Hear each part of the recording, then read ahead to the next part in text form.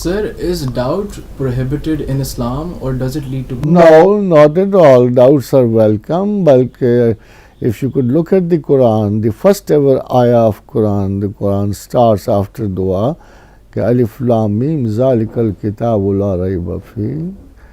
This is a book in which there is no doubt at all. Imagine the word.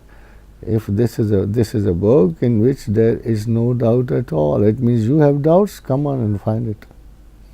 So this is a book of doubts. All knowledge is born out of a question, and he is so much against not questioning, not knowing, not answering. They say, Inna sharat dawab indillah sumun bukmul lazina la yaqilun. The worst animals, not humans. The worst animals in the eyes of God, he says, in my eyes, are those who do not think, who are blind, who are deaf, who just act. They don't think at all. And again he says, let's say go to the human part of the human argument. He says, Liyahlaka man halaka am bayanatin. That who lives by a good reason. That who dies with a good reason. Liyahlaka man halaka am bayanatin. And Yahya man hayya am bayinatin. That who lives by a good commitment and reason. Inna Allah ala samiyun alim. And your God hears everything and is a God of knowledge, not of ignorance. So where lies accepting no doubts? I doubt if people really are knowledgeable about what kind of a God they have. The concept of God is prehistoric. He's a mastodon of power. He's a killer. Just like Thomas Hardy says, he's a killer. He kills us like flies for his own pleasure. This is not true. When man takes over as a God, he does it.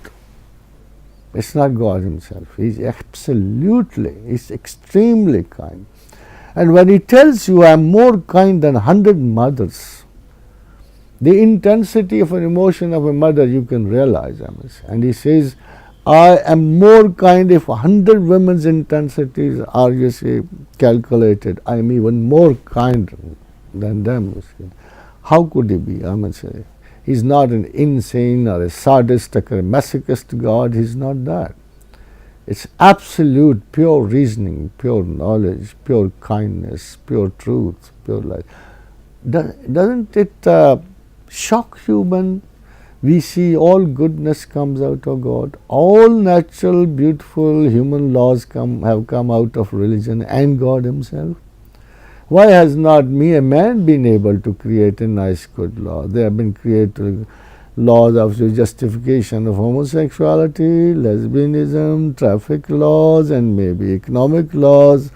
They have only created these things. They have not created, till now, no human society has ever created a single moral law.